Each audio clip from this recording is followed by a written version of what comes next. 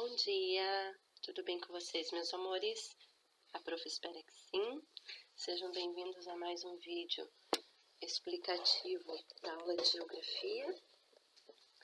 Essa semana, o tema que nós vamos estudar está contido no capítulo 12, onde nós vamos falar um pouco sobre os tigres asiáticos e os seus vizinhos. Mas antes, vamos relembrar um pouquinho o que fizemos nas últimas aulas.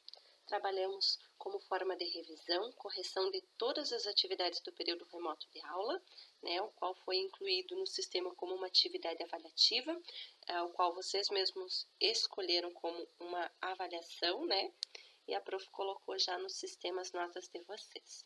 Então, vocês tinham também como atividade simultânea a essa, escolher um tema do capítulo do livro de Geografia, um tema o qual vocês haviam estudado, e realizar um desenho bem elaborado que representasse o conteúdo, O último conteúdo que nós estudamos antes da correção foram alguns dados de população, localização do Oriente Médio, algumas curiosidades, um pouquinho sobre a questão do ouro negro, do petróleo, enfim, foi o que nós conversamos e também algumas curiosidades, tá?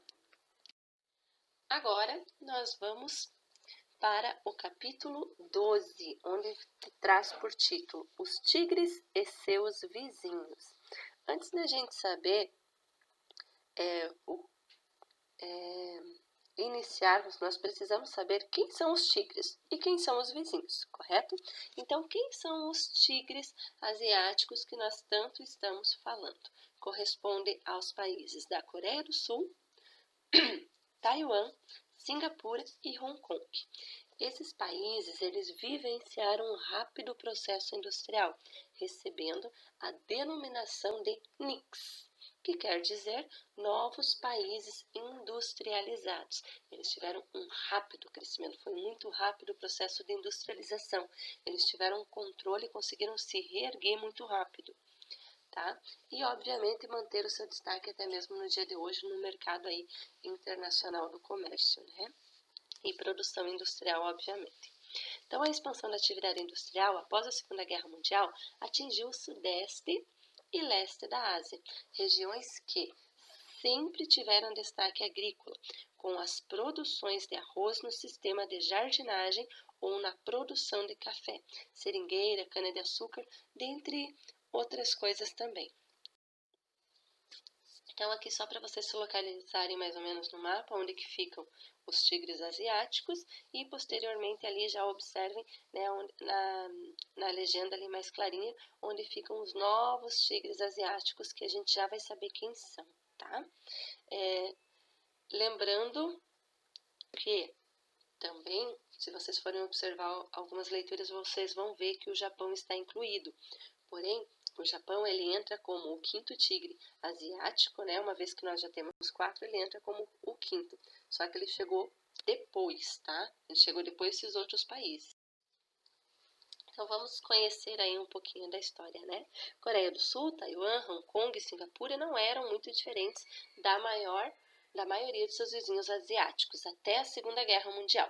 Os dois primeiros, da maior extensão territorial, eram países agrícolas, com a maioria da população vivendo nos campos, desenvolvendo uma agricultura arcaica, principalmente de arroz. Todos tinham população pouco numerosas, em sua maioria analfabeta. Território reduzido, sem nenhuma reserva importante de recursos minerais ou combustíveis fósseis, que na época era o que gerava muito dinheiro. E, portanto, um futuro econômico que parecia não promissor. No entanto, possuem atualmente algumas das economias mais dinâmicas e modernas do mundo, como, por exemplo, Hong Kong, Taiwan. Industrialização e crescimento, como foi que aconteceu? Eles adotaram, obviamente, que algumas medidas, Nesses 4 países aí que tiveram destaque lá no continente asiático, que foi a Coreia do Sul, Taiwan, que foi Coreia do Sul, Taiwan, Singapura e Hong Kong. Me perdoem, deu um branco aqui.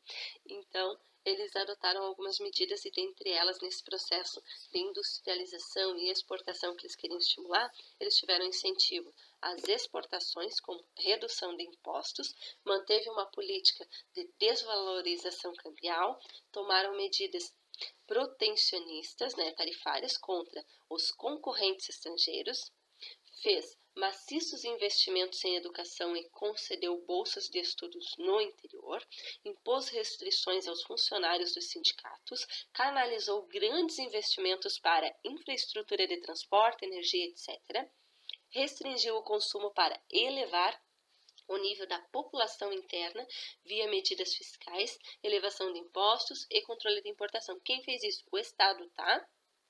Porque eles eram governados por ditaduras militares. Então, o Estado foi quem teve o papel de destaque de criar essas medidas.